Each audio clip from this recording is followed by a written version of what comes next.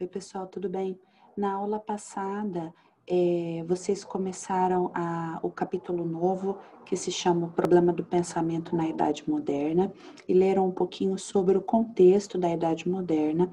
Ela começa ao final da Idade Média, com a queda de Constantinopla, em 1453, e vai até o início da Revolução Francesa, a queda da Bastilha, em 1789.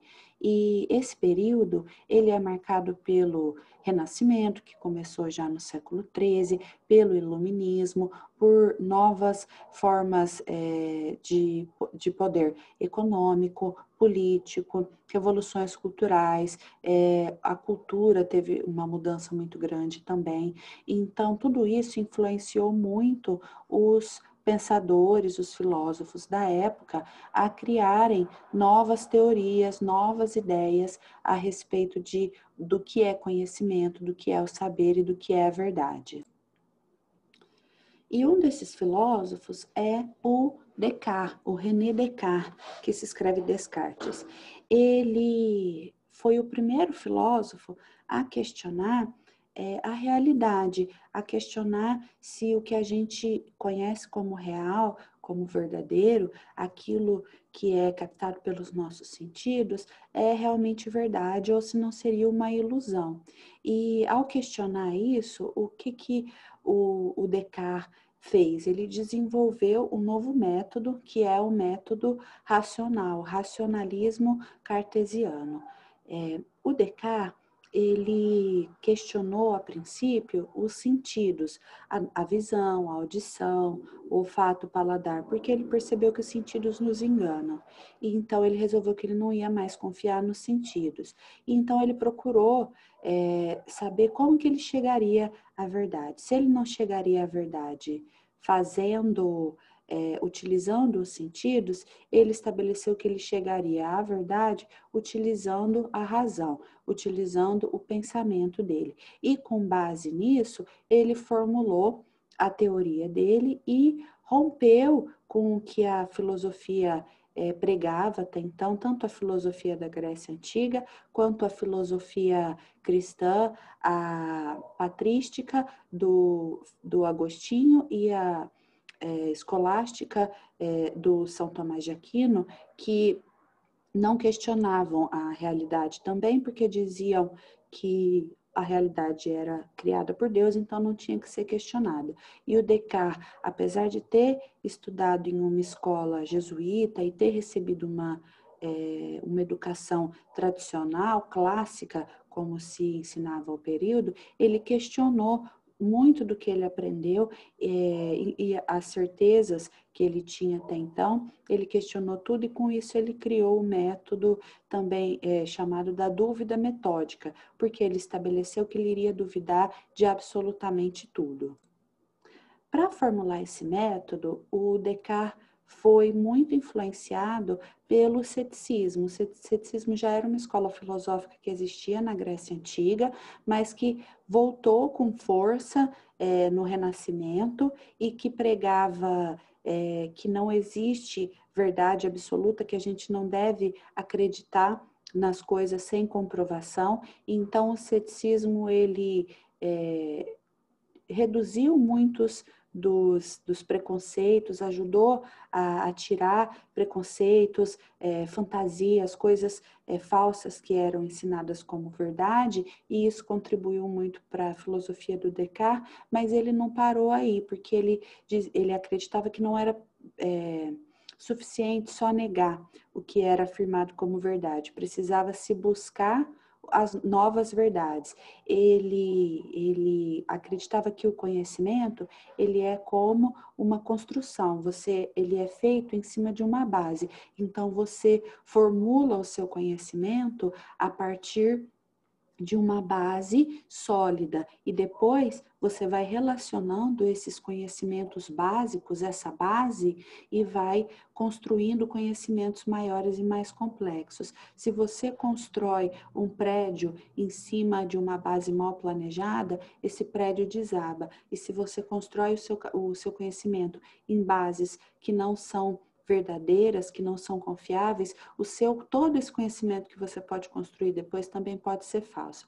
Então, para isso, o Descartes resolveu duvidar de tudo que ele tinha aprendido até então, de tudo que os sentidos dele entendiam, e aí ele se propôs a buscar tudo racionalmente, compreender tudo racionalmente, e ele só iria tomar como verdadeiro aquilo do qual não restasse mais nenhuma dúvida, que fosse indubitável, que não houvesse questões, não houvesse dúvidas. Tudo o que pode ser perguntado e questionado a respeito disso já foi perguntado e respondido. E está tudo certo. Então, aí você pode considerar isso como verdadeiro. O primeiro conhecimento indubitável que o Descartes propôs é o cogito, chamado de cogito, que é a famosa frase dele, penso, logo existo. E em um determinado dia, ele se questionou, se eu não posso confiar nos meus sentidos porque os meus sentidos me enganam, como que eu posso ter certeza que eu estou sendo realmente... que eu estou realmente existindo? Como que eu posso saber que eu não sou uma ilusão? Que existe um gênio poderoso que me criou como uma ilusão e eu acredito que eu existo, mas na verdade eu não existo, eu sou apenas uma ilusão.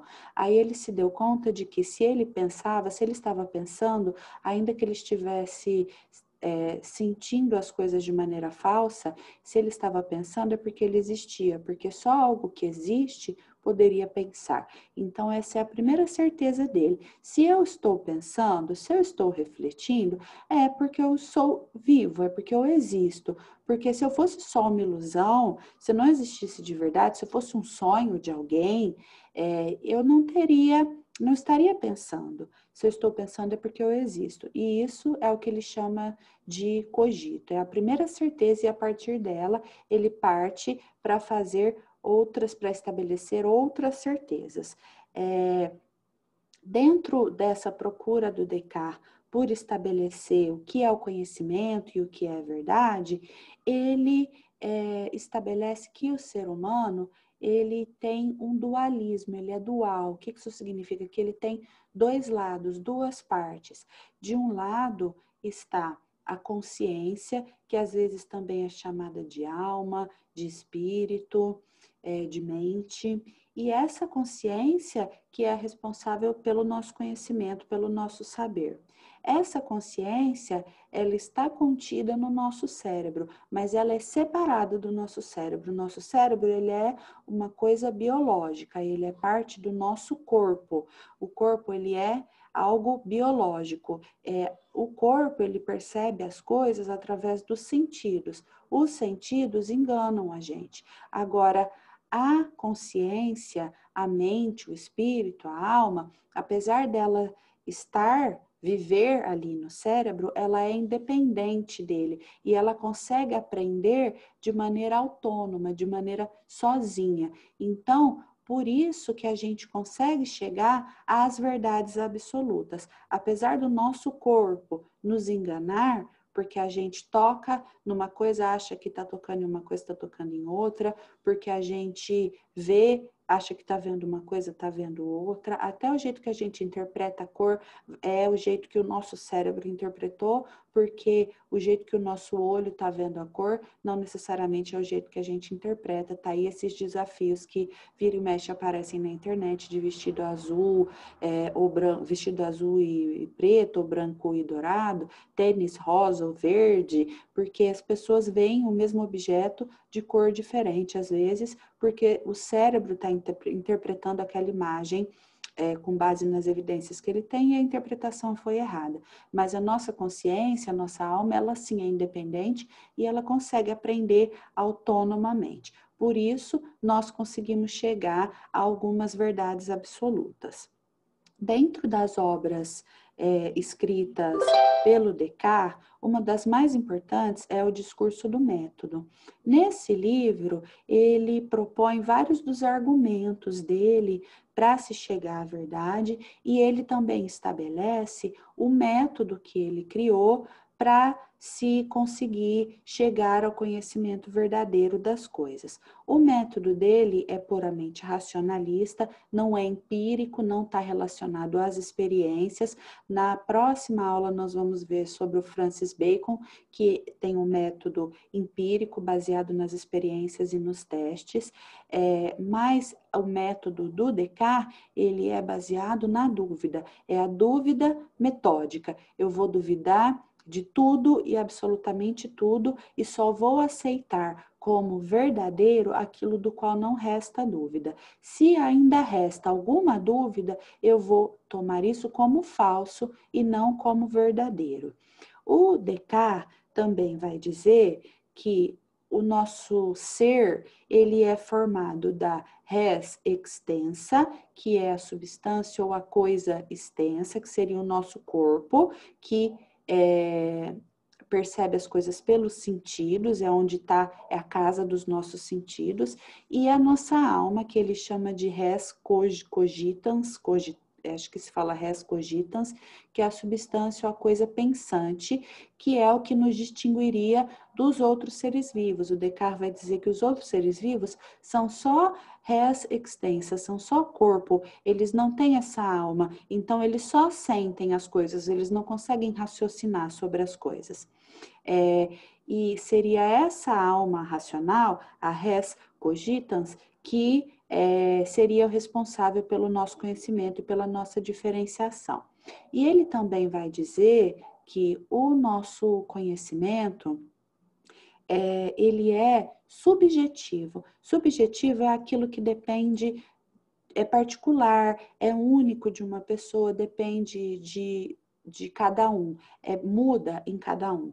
Porque se só nós somos racionais e se nós só conseguimos chegar a verdades absolutas e indubitáveis através da nossa alma, nós só conseguimos aprender a partir de nós mesmos, porque nós somos seres racionais. Assim como o Descartes estabelece a primeira verdade, a primeira certeza dele, que é penso, logo existo, e a partir daí ele vai estabelecendo novas verdades, nós seres humanos também. Nós, no decorrer da nossa vida, vamos estabelecendo as nossas verdades e a partir dessas verdades podemos estabelecer outras verdades absolutas porque somos racionais, porque somos dotados dessa habilidade.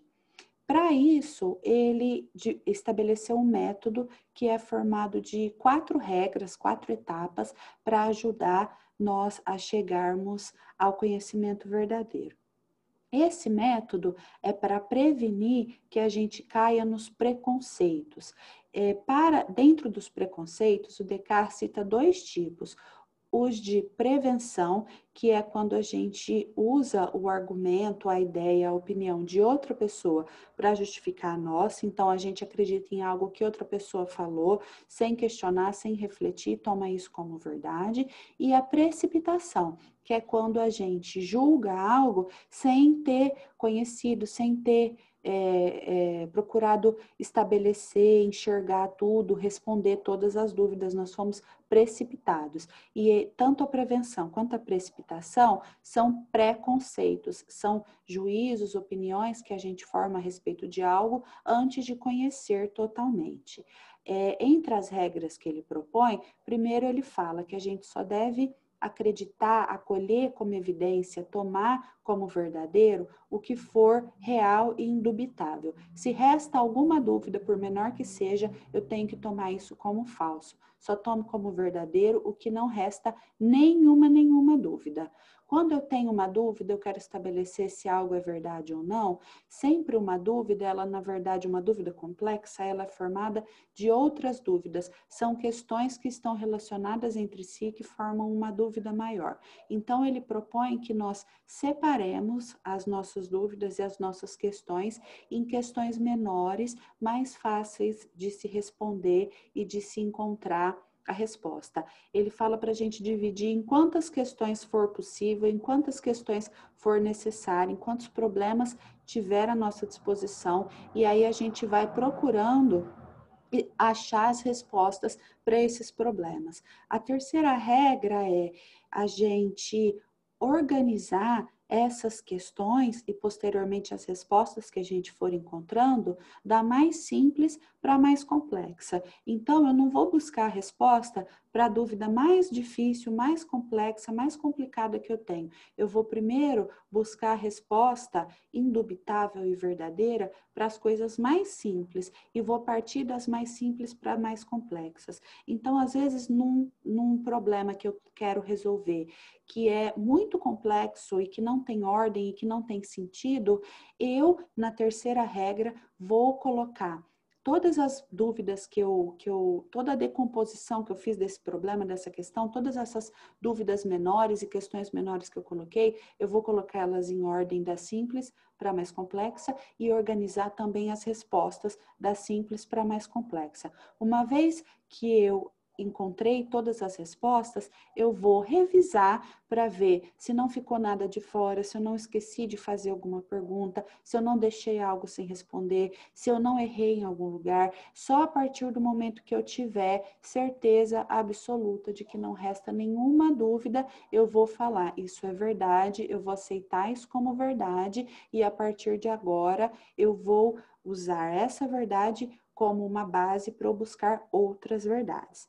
Porém, o Descartes fala que como ele resolveu, e ele também propõe que outras pessoas façam assim, abrir mão do seu juízo, das suas opiniões, para chegar na verdade absoluta, a gente tem um problema aí da nossa vida no dia a dia, porque como que faz? Então, eu poderia argumentar que, eu ainda não cheguei a certeza absoluta sobre todos os ensinamentos que eu recebi sobre furto, roubo, propriedade, o valor das coisas. Então, como eu não tenho certeza absoluta que o que me foi ensinado, de que eu não posso pegar coisa que não é minha, independente de quem seja, independente que seja baratinho ou não, eu vou tomar que isso que me foi ensinado não é verdadeiro, é falso, porque eu não tenho todas as informações, ainda me restam dúvidas a respeito disso, então eu vou suspender o meu juízo aqui, vou colocar que roubar ou furtar algo não é errado, porque essa informação eu vou tomar como falsa, eu não tenho certeza absoluta, e então agora, em vez de trabalhar para me sustentar, eu vou roubar as coisas. E calma lá. Então, o Descartes, pensando nisso, ele fala, olha, mas se você vai suspender o seu juízo para tentar chegar à verdade de tudo e questionar e só tomar como verdadeiro o que for certeza absoluta, você precisa ter uma moral provisória. O que é essa moral provisória? Como se fosse uma casa, como se você tivesse uma casa que você mora, mas ela está com muitos problemas, com muitos defeitos, ela precisa ser derrubada e precisa ser construída uma nova, porque a base, a fundação dela estava com defeito, estava com infiltração. Então, você precisou demolir essa casa e construir outra no lugar. Você não pode ficar morando lá. Então, você aluga, você pega um outro lugar para você morar, provisório, até a sua casa ser reconstruída. Esse lugar provisório é a moral provisória. E para você estabelecer essa moral e errar o menos possível, o Descartes propõe 3 premissas, 3 regras, 3 máximas para as pessoas seguirem. Primeiro, ele diz que você deve obedecer às leis e aos costumes do lugar onde você está. Então, não adianta você não pode não obedecer às regras, às leis, os costumes. E você também não pode colocar a sua opinião, a sua interpretação disso como verdade. Então, você tem que seguir isso como as outras pessoas estão seguindo. Ele, dessa forma, se mantém longe dos exageros que ele considera como ruins, como maus para qualquer lado. Ele diz que você deve seguir as pessoas mais sensatas e o caminho mais moderado. Ele diz que você deve tomar nota, prestar atenção àquilo que as pessoas consideradas sensatas estão fazendo, não o que elas estão falando, porque as pessoas falam e fazem coisas diferentes. Então, veja o que as pessoas sensatas estão fazendo e entre o que elas estão fazendo, escolha o caminho mais moderado, mais no meio do caminho, mais no meio do termo, para seguir, que se você estiver errado, as chances de você estar muito errado são menores. A segunda premissa dele, a segunda máxima dele é: uma vez que você escolheu, optou por alguma informação, por algum comportamento que você vai basear na verossimilhança, vero é verdadeiro e semelhança de semelhante. Então, aquilo, se você não tem como estabelecer o que é verdadeiro, você vai seguir aquilo que parece ser mais verdadeiro. E uma vez que você analisou o que parece ser mais verdadeiro e você adotou uma postura ou uma opinião, você deve seguir nisso firme até que apareçam novas evidências. Isso é o que o Descartes propõe para você não ficar flutuando sempre de uma opinião para outra. Você deve analisar o que os sensatos estão propondo, escolher o caminho mais moderado, mais ao centro, que esteja mais próximo da realidade, que pareça mais verdadeiro, e uma vez que você fez essa escolha, você se mantém nessa escolha até que você consiga, através do método do racionalismo cartesiano, estabelecer a verdade absoluta e indubitável, e aí você pode mudar a sua postura.